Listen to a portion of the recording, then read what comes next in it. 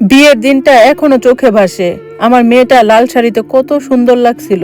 হাসি মুখে বলছিল, বাবা চিন্তা করো না, আমি ভালো থাকবো।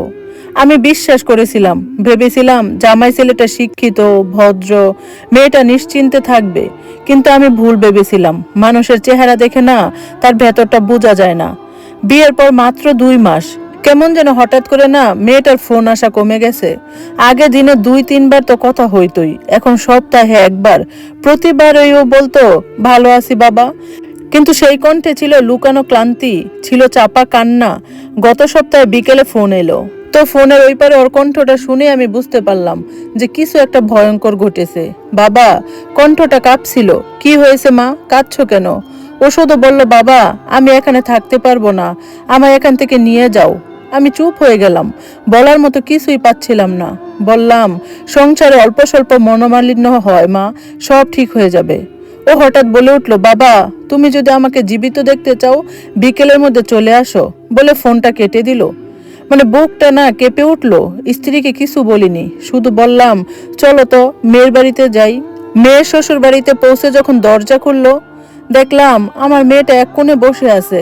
চোখ ফুলে গেছে, ঠোঁট ফেটে রক্ত শুকিয়ে গেছে, হাতের কবজিতে নীল দাগ, মুখে ভয় আর অপমানের ছাপ। আমি কিছুই জিজ্ঞেস করিনি, চুপচাপ ওর হাত ধরে বললাম, চল মা, বাড়ি চল। ওই বাড়ির মানুষজন সবাই চেয়ে দেখতেছিল, কিন্তু কেউ মুখ খোলেনি, কেউ আটকায়নি। মনে হলো এরা মানুষ না, এরা মনে হয় পাথর।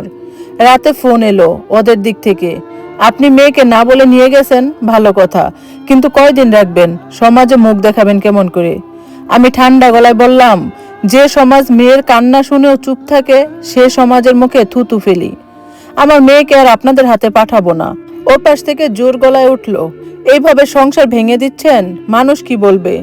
আমি বললাম, মানুষ যা খুশি বলুক, আমার তাতে কিচ্ছু যায় আসে না, কিন্তু আমার মেয়েটা যে বেঁচে আছে সেটাই আমার জন্য যথেষ্ট। সেই রাতে মেয়েটা আমার পাশে শুয়েছিল, চুপচাপ চোখ মুছছিল, বলছিল না কিছুই। আমি শুধু ওর মাথায় হাত বুলিয়ে বলছিলাম, ভয় পাস না মা, এখন তুই নিরাপদ। একটা মেয়ে যখন চুপ করে সহ্য করে, তখন অপরাধী বেঁচে যায়, কিন্তু যখন প্রতিবাদ করে তখন সমাজ বদলায়। হয়তো আমি সমাজের চোখে খারাপ বাবা, কিন্তু আমি গর্বিত, কারণ আমি আমার মেয়েকে বাঁচাতে পেরেছি, আলহামদুলিল্লাহ। এটা একটা আপুর বাস্তব জীবনের গল্প। তো এরকম অনেক মেয়ে আছে যারা চুপচাপ সংসারের অনেক অশান্তি সহ্য করতেছে, জামাইয়ের কাছ থেকে নির্যাতন সহ্য করতেছে, কিন্তু মুখ খুলতে পারে না। তো আলহামদুলিল্লাহ যে এই আপুটা হয়তো প্রাণে বেঁচে গেছে, না তো এই আপুটার সাথে আরো ভয়ঙ্কর কিছু হতে পারতো।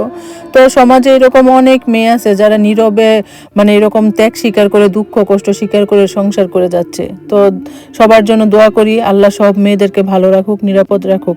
তো আপনাদের কাছে কেমন লাগলো অবশ্যই জানাবেন, আর এত সুন্দর সুন্দর গল্প শুনতে সবসময় পাশে থাকবেন। আজকের মতো আল্লাহ হাফেজ।